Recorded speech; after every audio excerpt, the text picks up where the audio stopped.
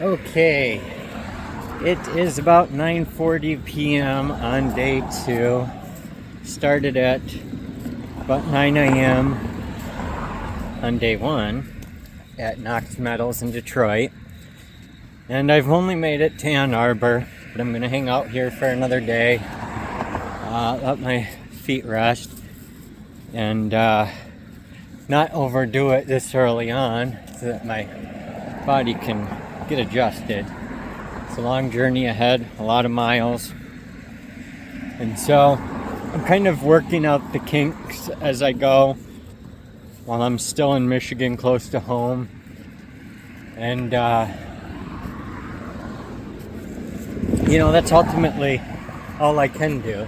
This isn't about having instant viral videos or anything like that. It's about creating conversations that happen over a period of time that can change how Americans think about this.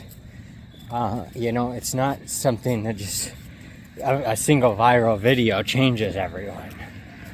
That's another reason why I think it's so important with it drawn out like it is that we keep on hitting people with this.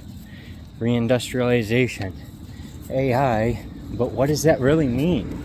Having the conversation about what the data centers do, how many jobs there are, how much water they use, and with things being so new, we don't even know everything that's going to happen with these massive mega campuses.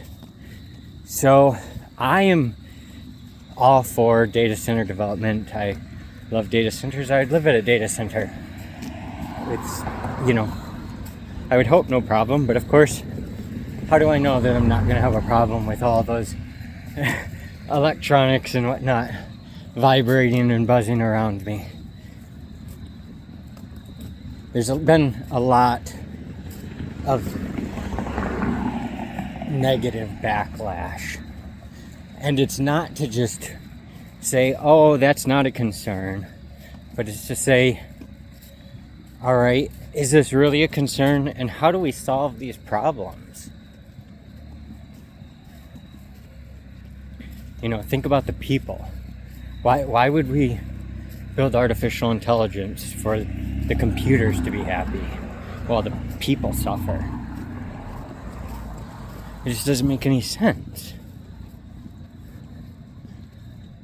U of M is like an incredible place. It's actually like an entirely different universe because I'll tell you, I've been in Palo Alto. I was on the Stanford campus. Ann Arbor's different than most places around the world.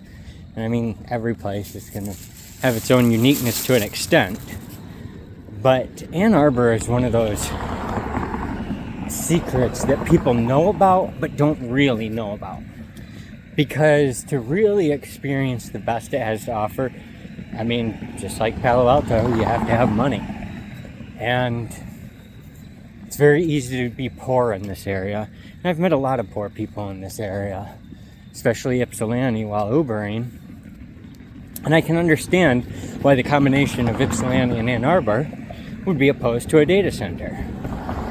But on the other hand of it, I feel like it's more important here than almost anywhere else. So I really want to dig deeper into this area before just moving on.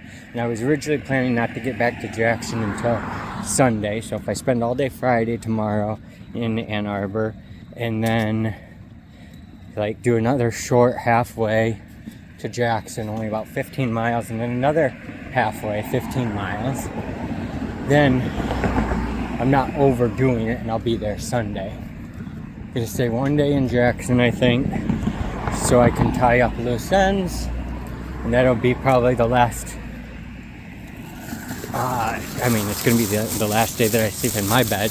I may occasionally stop at hotels from time to time, but at this moment, it's just, walking, sleeping outside for the most part. So yeah, that's an update. My foot's pretty sore. The one's way worse than the other. I'm not really sure why it's so significantly different.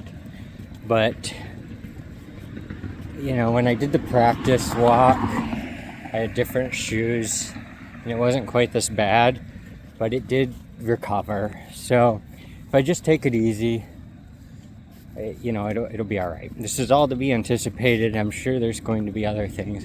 I've seen videos of people doing things across the country, and, you know, there can be injuries, there can be setbacks, but just one day at a time. And the thing is, I'm talking to people all over the world already. And just because a lot of it's online, I wouldn't be talking to them if I wasn't walking. So, like, that's what this is about. Talking to people and, you know, bringing the humanity back to reindustrialization and AI. Not just do it to do it, not just do it to make money, but to actually, you know, uplift humanity. You know, abundance all around, not just for a few. You know, and that's the sad reality that I've also seen, is that some people think that, you know, America, it's best that America loses. And, you know, I can see that point too. You know, I can't sugarcoat everything, because there are complaints with America, just like with anywhere else. But I just believe that the hopeful ideals and the American spirit should at least compete.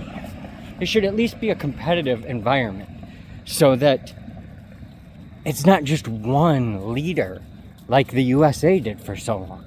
You know, China can be a leader, the USA can be a leader, India can be a leader. I mean, Europe is not a single country, but, you know, they come together. I don't know who all the individual leaders are going to be. You know, we have the royal family, and they actually own a lot of real estate. It's not just, you know, a simple kingdom. I mean, it's a real kingdom of land and value behind it. So they're going to continue to feed and house people and self-actualize people. You know, this isn't anything new, what I'm really doing. It's the new thing is this concept of using data centers and compute, artificial intelligence, to use this CapEx expenditure to seed new development. Not to pay for all the new development, but to seed the new development. And many of the factory data centers, or even if they're just a single, you know, 1 megawatt data center, and that's all it is, that's fine. But a lot of these are going to seed into entire factory college towns. I mean, you look at Ann Arbor and Ypsilanti as one, and I really feel like it could be the perfect representation of a factory college town if they could get abundance, you know, spread all around. Because you've got one of the best colleges in the world. You've got a great place to live. You've got 4 seasons.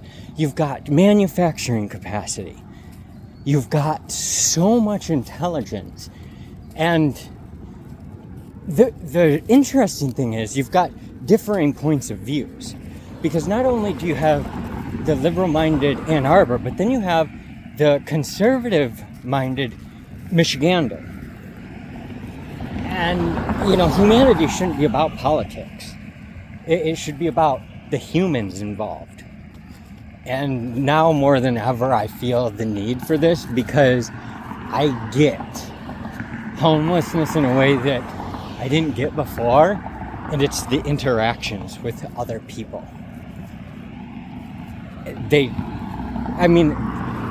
I would say 99% of the people are good and all that, but there is that small percentage that are extra brutal that I haven't seen. And it has nothing to do with even what I'm doing. Just me being me at that moment, and them thinking that I'm homeless has inspired some really nasty things to come out of people's mouths. And that's probably been the most discouraging part, but also, revalidating the fact of why I need to do it. So that's all for today. Just wanted to give an update, talk a little bit. I know I rambled on, but I just want to keep talking and giving an update. Sometimes people are going to unfollow. Sometimes people are going to think I'm stupid. And this whole thing is stupid. And I don't really care, because while I would like to get through to as many people as possible, it's about, as a whole society, spreading abundance all around. It's about feeding, housing, and self-actualizing humans. And if someone isn't for that, well, how am I supposed to convince them, that feeding, housing, and self-actualizing humans is good? But data centers and factories and developments, I think we can convince people that they're good. I think if we do them sustainably, if we do them appropriately, bring people in, not leave them out and lie to them, which a lot of these people feel lied to, we can change everything, and we can start building again. So, thanks for watching. Thanks for being here. Thank you to all of you for supporting me. I honestly cannot believe how supportive people are being. It's really incredible. So, I appreciate you.